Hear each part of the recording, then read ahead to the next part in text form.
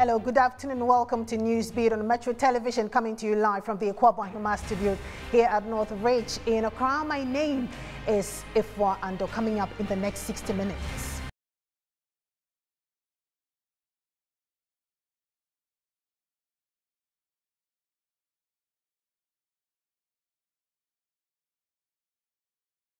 Five tertiary education unions begin nationwide strike. Crunch meeting set for Wednesday, the 19th of October 2022. We will bring you grounds report and an interaction with the key stakeholders.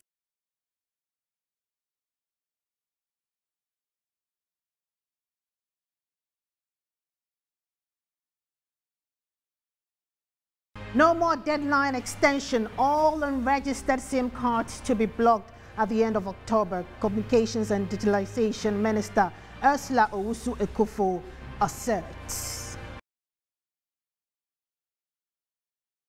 Founder of the Heaven Way Church, Patricia Esiedwa, also known as Nana Agrada, granted bail by Accra Circuit Court 9 with a 50,000 Ghana cedi bail condition. The Ghana Private Road Transport Union is targeting a 30% to 40% increase in transport fares following the recent rise in prices of petroleum products.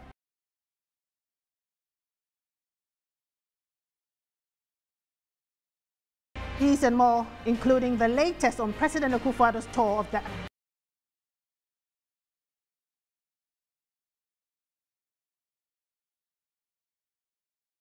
Five tertiary education unions have started a nationwide indefinite strike today, Monday, the 17th of October 2022.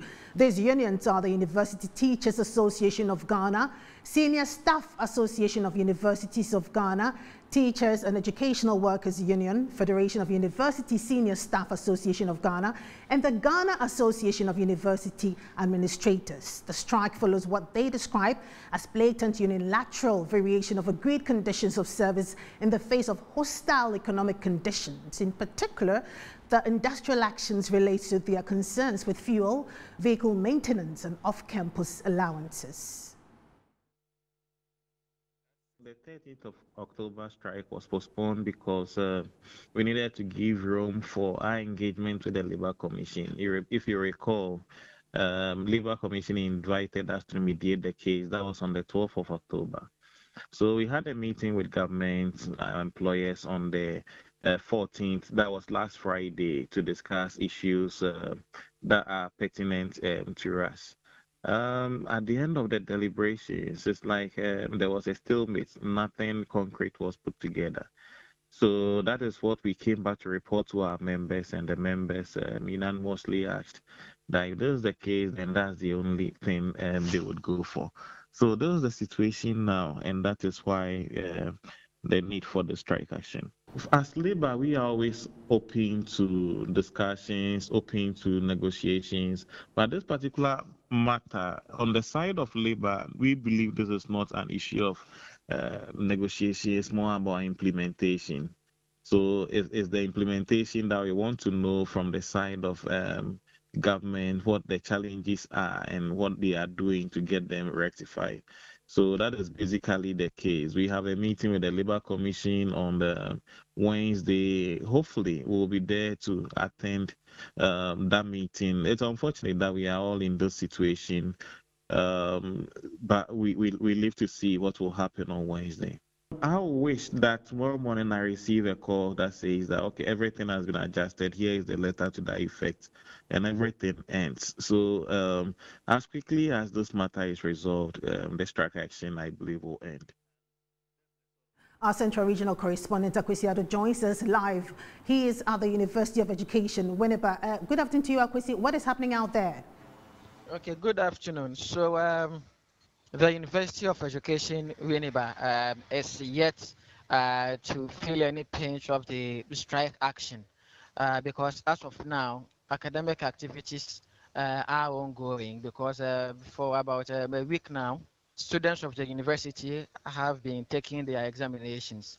And then this morning, we can report that the examinations are ongoing without any disruptions. We cannot tell whether the various lecturers and the members of the various associations are yet to receive their communication about their strike action. At the University of Cape Coast also, activities of academics are also ongoing, and then students are yet to meet the absence of lecturers in the various lecture halls. So these two schools are not being affected at all? They are not being affected as of now. You know, the communication came somewhere during the weekend, so maybe many of the lecturers may not be aware of the communication that was put out there by the various associations, and so maybe we may have a different situation from tomorrow forward. But have you been speaking with some of these students? What are their fears? Are they afraid that the teachers might go on strike? Okay, so according to some students I engaged, what they fear is that the strike action may affect their examination and may end up having the academic year also prolonged, which they think would bring additional burden cost on them. Anything else you observed on these two campuses that you'd want to share with us? Okay, so on these two campuses, even though they are yet to, feel a pinch of the strike action, from all indications, it means that maybe from tomorrow, the situation may be quite different, because even though some lecturers and some staff of the various universities are on campus, we are hearing that there are others who have not yet appeared on the various campuses yet. And so maybe from tomorrow going, those who appeared on campuses today may fail to do so from tomorrow. Right, Akwesia-Addo, thank you very much for your time. Akwesia-Addo is our Central Regional Correspondent. He's been visiting the University of Cape Coast as well as the University of Education Winneba. He tells us that these two schools are not being affected by the strike action at all. We'll be joined by our Northern Regional Correspondent, Alhassan Dibaba, to tell us what is happening. He visited the University for Development Studies. We'll find out from him what is the situation over there, if students are being affected and if the strike action is ongoing there. Good afternoon to you, Alhassan Dibaba. Alhassan Dibaba, good afternoon to you. Hello, Alhassan. Hello, Alhassan Dibaba. Yes. Good afternoon to you. Afternoon. What is happening out there? In the northern region. Yes, at the University for Development Studies. Where you are? Yes, we visited the University for Development Studies campus. I'm with you. I can hear you. Go ahead, Alhassan Dibaba. Okay. I can confidently say that the strike action is affecting teaching and learning at the University for Development Studies. This morning, when I visited the school, I met a number of people there, and they were workers of the institution, including the teaching staff. But as media, we were addressed by the chairman of TEU of that campus, who said those who reported to work today should go home because they don't want anybody to work. According to them, government has told them for so long and they are not ready to accept anything short of their demands currently. So they ask all their staff to go home and rest until the right thing is done by government. So currently, as we speak, nothing is going on the campus of University for Development Studies because the workers are adhering to the directive by their national executives.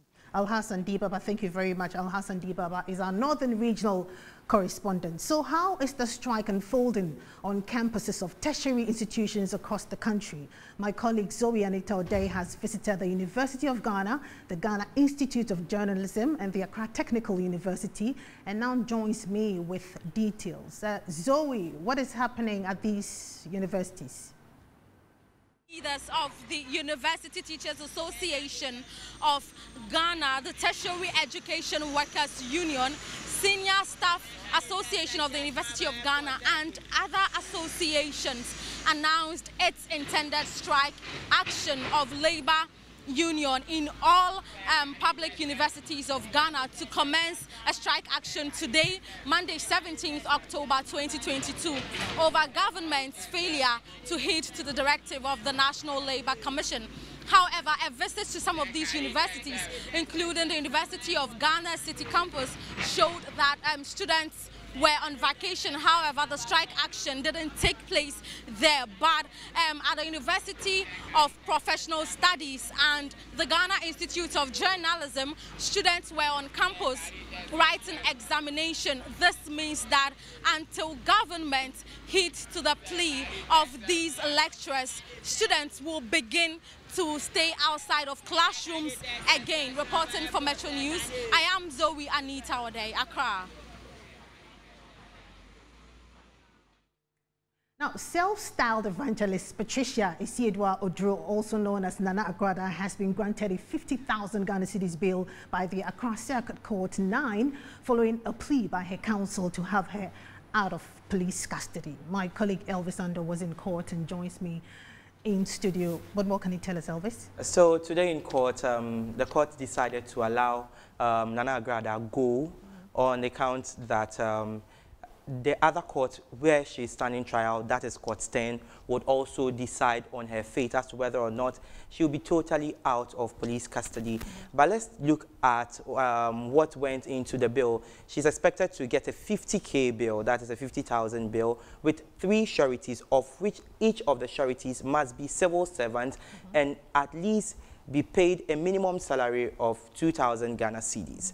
Let's go quickly to what happened, the argument, what led to her success in getting a bill this time. The accused person, as per the lawyer for the accused person, Nana Agradaa, Paul Abagri, indicated to the court that she is a popular person and her name is widely known across all the country. So Nana Agradaa, when granted bail, would not run away. He further argued that she will not interfere with the already done investigations and the ongoing ones and the yet to be done ones. So at least when granted bail, she would rather help in the investigation process. Aside that too, Nana Agradaa has a family, and it's been a long time that she met with the family, and the well-being of the family should be taken into consideration because they will be a bit worried as to young ones in there who will be missing their mother. So the prosecution sharply objected to that and indicated that no, they cannot allow Agradaa to go because Agrada's case is very serious, and so when allowed out of police custody, she would interfere with the already done investigations and will pay off some of the complainants. To which the lawyer for Nana Agradaa, Paul Abagri, said very soon they will start ordering and praying the courts to order for the arrest of the complainants because the complainants have engaged in a serious offense, which is money doubling. And you know already in this country, money doubling is not something that the country actually upholds or at least allows in its laws. So they who participated in the money doubling exercise should also be arrested because they have done an illegal act, to which the court said, okay, fine. We've heard it. We will continue this argument on 24th of November. So 24th of November, we are expected to see Agradaa in court. But Agradaa, though, has been granted bail by the Court 9, she won't have it easy because she's still going to be with the police. When you saw her, was she despondent? Did she look despondent? Was she happy? Well, today is her birthday, but she wasn't looking happy at all. This time, whenever she's coming to court, it's either she sings or she tried to wave some of the... But this time she was very sober. And you could see from her eyes that she had cried overnight. And so the eyes were very red this morning. And with regards to the makeup issues that came up, today she is not in makeup and she was looking all normal. So Agradaa will still spend her birthday in police custody. Police custody. But were some of her followers in court? Yes, we had a lot of them coming in to support her. But this time, the number wasn't that encouraging as previously. We have seen a lot of people. And the complainants didn't also show up. Yeah. Right. Thank you very much, Elvis Ando. Very much appreciate your time. Moving on to some other stories, the Ministry of Health has given an indication that concerns of aggrieved health interns will be addressed by the end of October. Coalition of Unpaid Allied Health Interns has served notice of an intention to demonstrate nationwide in protest of unpaid allowances due its members. According to the coalition, their members have worked and completed their mandatory 12-month service without receiving any allowance, and also that there have been some attempted actions to sideline your colleague degree interns for employment. From the Ministry of Finance. If we could all remember, about 2-3 weeks ago, they had a demonstration, and it spoke about the number of items or issues raised in their petition. Some of them are the nursing training allowances. Some of them are this intense payment and all that. Now, what we are facing now is that the Ministry of Health, after coalition of all the names from the various institutions, forward the list to Ministry of Finance. And so Ministry of Finance, upon clearance, will now mandate the Ministry of Health to prepare for them to be paid. The allowances that you just mentioned about is, let's say, national service allowances that health interns supposed to get any time that they are doing national services. But here is the case that these people that we are talking about, unpaid allied health interns, we are a group of people that has done and we have completed our national service, our mandatory 12-month service without receiving a PESWA. And we are under Ministry of Health category, according to the NSS charter. This really implies that it is the Ministry of Health that's supposed to pay us during our national service. And we are done with our national service without receiving a PESWA from the government. We received that letter from the Ministry of Finance with regards to the interns. And even as at the time that they were having the demonstration, that part payment of the nursing trainees, the trainees allowances had been paid. And so all that we want to say is that it is true that they have faced some challenges. It is true that there are some challenges that is going on now. All that we want to say is that they should exercise some patience for us because we've now received the clearance and we are working on it. There's supposed to be a clearance list that would be released to the various human resource departments for them to process our documents. Then we get our allowances being paid. And as I'm speaking to you now, that particular list has not been released by the ministry. Stranek Africa is insisting that the latest decision by Communications Ministry to block SIM cards linked to Ghana card but not completely registered by October ending is unfair. Ministry of Communication and Digitalization on Sunday issued warnings to block all SIM cards that have been linked to Ghana cards but not completely registered at the end of October. According to the ministry, the non-blockage of those SIM cards currently does not amount to an extension of the September deadline. The ministry, in a press statement issued Sunday, said the temporary moratorium is to afford subscribers to fully register their cards. But in the sharp section, Stranek Africa says the latest decision to deactivate the SIM card will amount to unfair treatment. Executive Director of Stranek Africa, Ni Tete, joins us via Zoom now.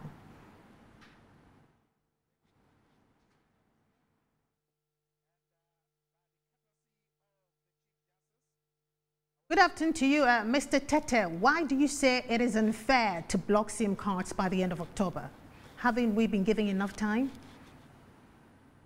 Good afternoon to your listeners and viewers. Well, clearly, yes, it may be said that time has been given, but we cannot say that it is totally enough because matters of the Ghana card is only issued by the NI, National Identification Authority. The Communication Ministry cannot blame people for not registering their SIM card, particularly, and say that they are blocking those SIM cards just because they don't have the Ghana card.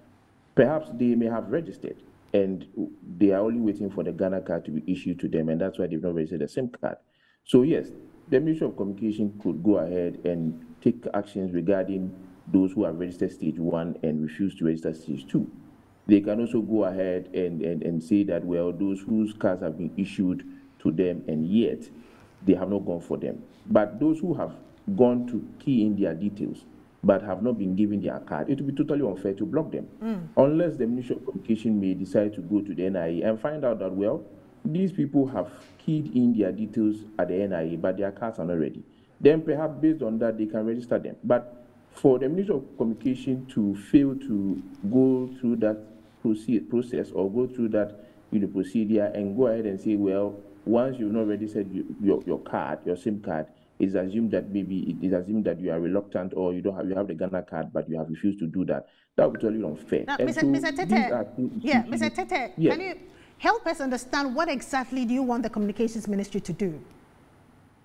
The Communication Ministry is a public institution just like the NCA and NIE. They can have an extensive discussion with the National Identity Authority and get to understand where the problem is coming from. Such issues should not be put on Ghanaians or those who want to register their SIM cards. No, they can have a discussion, and based on that, they can now come to understand that the problem or the issues lies on the lap of the National Identification Authority. And so that is where we are coming from, that the Ministry of Communication should rather have an extensive discussion with the NIE. Based on that, they will come to understand the problem and get to realize that all these problems about registration of SIM card falls on the lap of the NIE. And so once that is resolved, then we can now put such punitive measures on people who have refused to register. But until then, we clearly think that blocking the SIM cards will be totally unfair and very inconsiderate. And we don't expect the Ministry of Communication should go ahead and do that without having an extensive discussion with the NIE. So what will be your next line of action on this matter? Well, we, for now, would want to hold our guns and wait to see whether the Ministry of Communication will pay heed to this advocacy that we are trying to put on their table, because we clearly think that they can be a bit considerate. They have given extensions for some time, but it doesn't mean that they should not continue to extend the deadline. At least we would hold on and see how this will go, and based on that, we would advise ourselves. Executive Director of Stranik Africa, Nii Tete, thank you very much indeed for your time. You're still watching Newsbeat, still to come?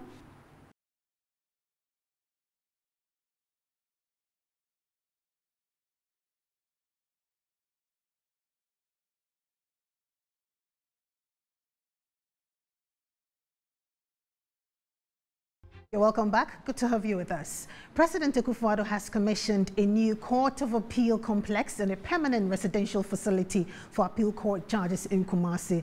This, he says, will promote justice delivery in the country. The commissioning of the complex forms part of activities and functions of the president under his regional tour of the Ashanti region.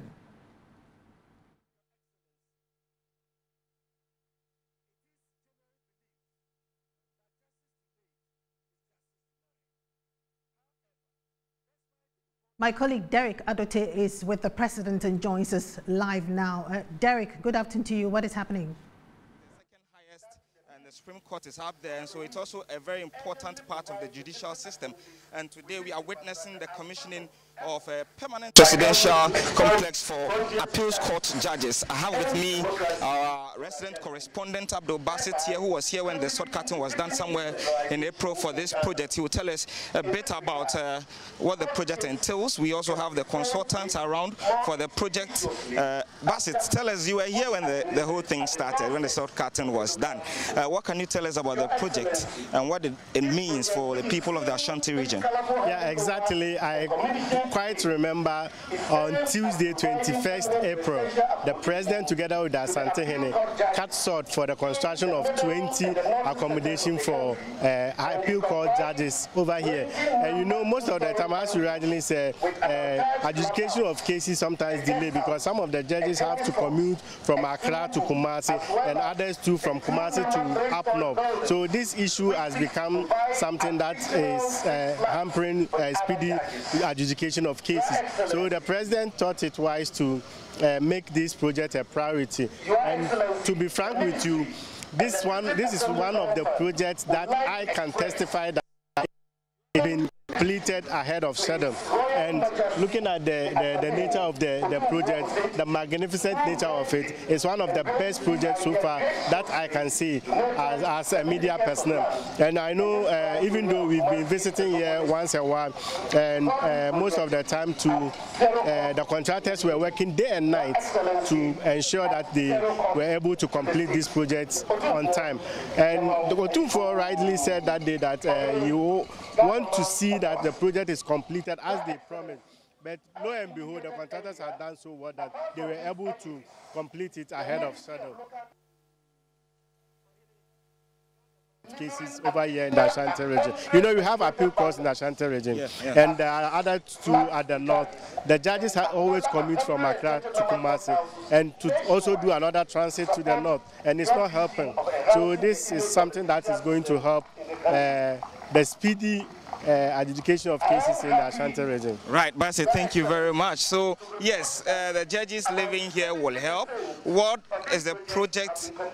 What are some of the structures in there? We'll be speaking about that too with a consultant for this particular project, which, as Bassett mentioned, has been completed in 16 months instead of the 18 that was given to them. And so it's a huge project. But what is in there for the judges, appeal judges who will be staying there? I have with me the consultant for the project, FEDEMS, to tell us a bit more about the project. Please, your name. My name is Engineer Jeffrey Osun Safwa. Okay. I was the construction manager for the consultant, FEDEMS Limited. Wow. Okay. So you can tell us about the project then. What does it entail? What is in there? We see some beautiful structures in there. Well, I'll speak a little and my project architect will continue. Okay. This project consists of a 20 number units, a 4-bedroom housing with 2 outdoor bedrooms units for the house boy or anybody who is not supposed to be in the house. And then they have a clubhouse and also a 7-number bedroom guest house. A clubhouse. Okay. And then there's a 7-bedroom guest house. In case the judges receive visitors from outside, then they will house them in the guest house. Okay, so there's a clubhouse in the. What purpose does that fulfill? What was the idea to bring in a clubhouse at this particular complex? Okay, then let me go straight to the project architect. Please, can you tell us what more is in there and the purpose? I had a clubhouse for the judges as well. Okay, let me start with the purpose of the clubhouse. You know, there's a saying that all work and no play makes Jack a dull boy. So we thought it wise to include such a facility, which will help the judges to relax. After a busy day's work, you need places like that for relaxation, especially during weekends. Honorable lords can invite their friends to have, a sitting, around the pool area. The clubhouse has a gymnasium. It's also very important for them to be very healthy. So therefore, the gym will help them, to do more exercises. And then there's also a sauna and then private lounges. Like I said earlier, if they have private meetings, they could host their visitors in the clubhouse. Yes. We are told the project was stipulated to be completed in 18 months' time, and yet you managed to complete it in 16 months. What accounted for the speedy completion of the project? Okay, I would say that it was as a result of the teamwork between all the stakeholders, right from His Lordship, the Chief Justice himself. Almost every weekend he was here to ensure that work was going on successfully, as well as the Common Fund Director, that's Honorable Irina Toshiado. She also ensured that the funds were released on time. And then the teamwork that existed between the consultants and the contractors. I would say that this is what has made us see this on time. Back here in Accra, my colleague Shadrach Odamijare is in the Ayawaso Central constituency with the Operation Clean Your Frontage team. He joins us live now. What is happening out there, Shadrach?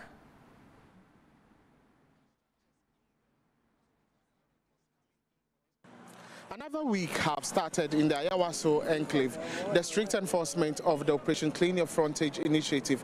This is the Accra-Kumasi highway. This is the Caprice side of the Accra-Kumasi highway. And anyone who knows this stretch very well will know that oftentimes what you see along this stretch is some motorbikes and then bicycles being sold here by some people of this very enclave. So today the team, the task force, the city response team, as usual with support from the Ghana Armed Forces, are out here to move everyone off the pavement, especially people selling the motorbikes and then the bicycles. They are supposed to sell in their demarcated outlets or in their demarcated shops, not to take to the bus stops and then sell on the streets as well. And subsequently, this also degenerated into some sort of scuffle where bike sellers and bicycle sellers and then motorbike sellers did not really understand why they would have to get off the street and the pavement, make those places free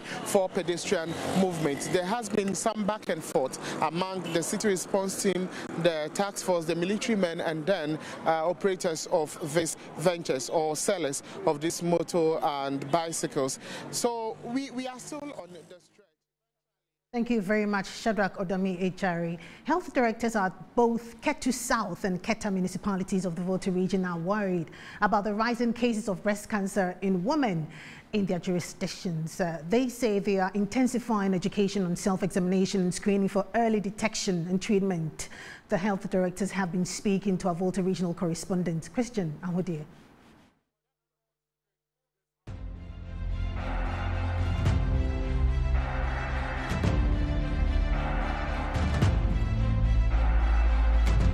Breast Cancer Awareness Month is proudly brought to you by Reflows Sanitary Pad and Baby Pull-Up Diaper and Give Us Floor and WC Cleaners. More women are reporting for breast cancer screening in the health facilities in the Ketu municipalities. The screening exercise have led to the detection of rising breast cancer cases in some 30 women out of 100 who visited the Ketu South Municipal Hospital in 2022. General Medical Practitioner at the Ketu South Municipal Hospital, Dr. Moses Butoi, breaks down the statistics. Breast cancer is a very common condition among women particularly. And where we are located, the facility where we are located, we are the facility that serves the people in the other side of the country, especially in Togo, where our hospitals serve the capital city. So most of the cases come from Togo, Benin, as well as Ghana. So we can't pinpoint a particular figure, but it's one of the common surgical cases that we found in our municipality. Municipal Health Director for the Ketu South Municipality, Joseph Kwame Degel, tells Metro News efforts are being made to fight breast cancer in the municipality. Getting the information to the community, we were able to do that adequately. So there was nothing like hesitancy in this particular campaign. The first round, we encountered some hesitancy, but the second round, there was no hesitancy at all. So you can see from the figures I'm mentioning, we have successfully chopped. Since 2020 till date, some 400 women have been screened by the municipal hospital in the Ketu municipality. You know, among women, breast cancer is a leading cancer. And so it is prudent that every year this period is set aside to look into issues of breast cancer, and the aim is to detect it early enough and prevent it from escalating and causing death. The health officials say they will not relent on their laurels to ensuring that enough awareness about breast cancer is created and the breast cancer prevented on time.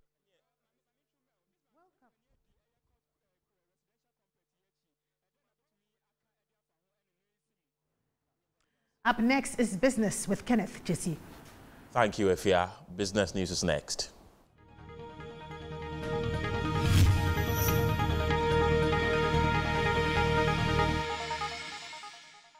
Hello again. My name is Kenneth Jesse. In business today, oil marketing companies have begun increasing prices of petroleum products at the pumps. This is due to the fortnight review of petroleum prices that took off from October 16, 2022.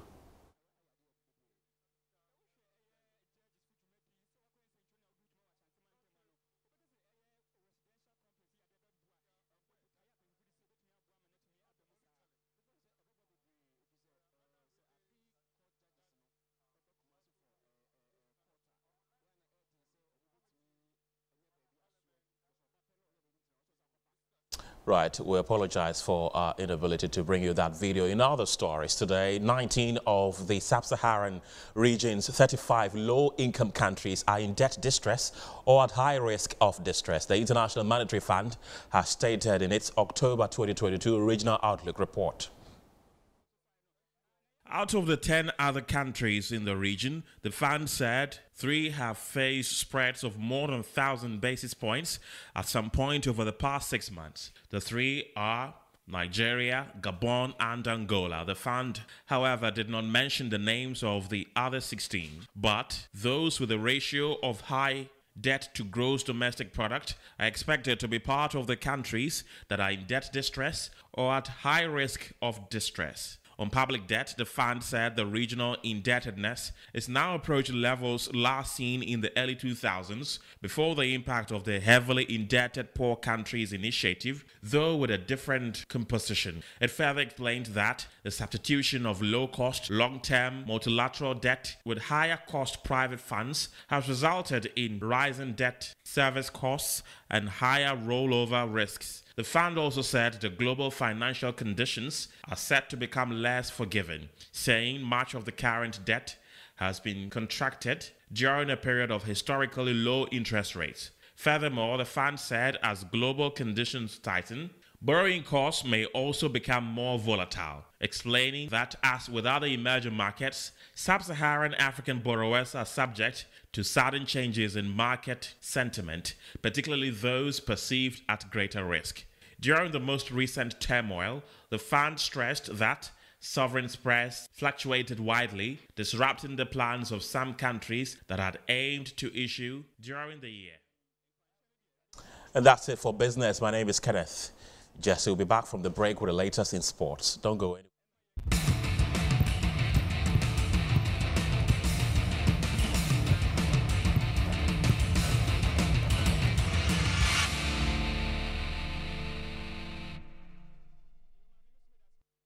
In sports, Heart of Oak have been dumped out of CAF Confederation Cup qualifiers despite beating AS Real Bamako by a 1-0 at the Accra Sports Stadium Sunday.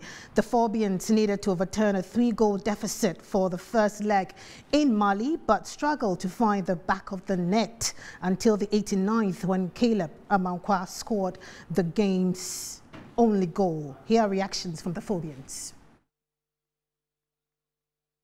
The players doesn't seem to have the character to redeem an image, the character to make yourself proud, the character to ensure that you satisfy the supporters. Look at the number of people that they trip into the stadium, and look at the way you are playing. I don't just get it. My brother, these players for me, I think they are not bad players, but the character they have to use to redeem themselves, to make themselves proud, is not there. Coach Wedu is supposed to prepare this team for us. But during the preseason, he has the opportunity. As he has the opportunity to play the preseason, the G6, he said he's not preparing for that. We use Aroras to play the preseason. How are you expecting us to qualify? Let me tell you something. Akabi and Odote, they must go. They must go. You see Odote and Alhaji Ankabi. I want to tell Togbe Afede, at the Begam, we will there has before he come. In money, now he be has them as he be own. We know, but Odote and Ankabi, me Polo 40-40. I sack them for us. Why are you blaming the management and not the players? You yourself, you look this ball. You see how the players play very nice game. Very nice game, but not any confidence on the players. You Odote and Alhaji Ankabi, you told us you plus the referee finish. See how the referee do. See! So are you saying they should have bribed the referee? If you tell the tellers, you don't ask me. If you saw all the tellers. Blaming the management. Our players did not come and score goal. We have lost 3 goals. So we are supposed to put pressure on them. One top, how can you score? No vision. So stop blaming those people. Let's blame the players. It's a repair. It's a spillover of Coach Boydu's era. You had the opportunity of preparing your team. Come and play top 6. You refused. You said you were conditioning your team. And today, here we are. What have you seen from the players? When they went to Mali, they came and lied to us that they played well, only the goals came. Here we are. What did we see? So let's not blame what today. So it happened of it's a spillover for what. And that's it for sports. Up next is entertainment.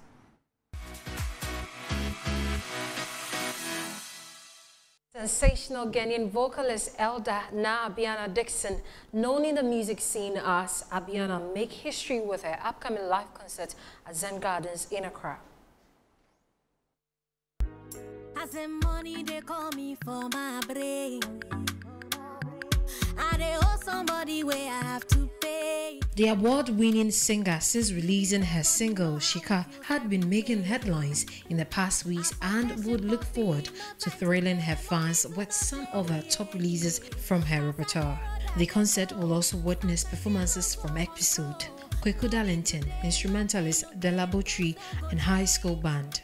Abiana was adjudged the Best Female Vocal Performance Award during the 2021 Vodafone Ghana Music Awards.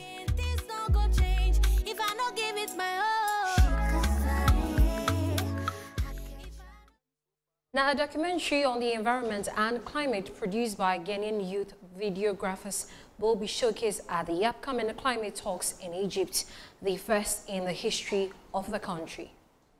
The documentary consists of 12 separate films that highlight the impact of climate change on the environment and livelihood, particularly among coastal communities hit by tidal waves and rising sea levels. During a screening of the film at the Ghana Institute of Management and Public Administration, GIMPA, Mark Terry, Executive Director of Youth Climate Report, said the youth played an important role in the fight against climate change. It's a global issue. It's not just an issue for the people of Ghana today, right? But reducing our emissions and following the Sustainable Development Goals, all 17 of them, not just on the corporate and government level, but on the individual level too, will all serve to help mitigate the impacts of climate change. Professor Magnus Mfwamfo McCarthy, a member of the project team, said policymakers must realize that the youth also had a voice because they also have something that they bring on the table. It elevates Ghana to, I think, the point of maybe having that conversation that Ghana is taking climate change seriously. Well, the awareness is there for Ghanaians, and the youth are also engaged. Getting engaged in this idea of global warming. So perhaps I think it speaks well about us. But this is the first stage, and I think... Well, that's it for Entertainment News. My name is Harriet Addy. Over to you, Fa. Thank you very much, Harriet. Up next is International News.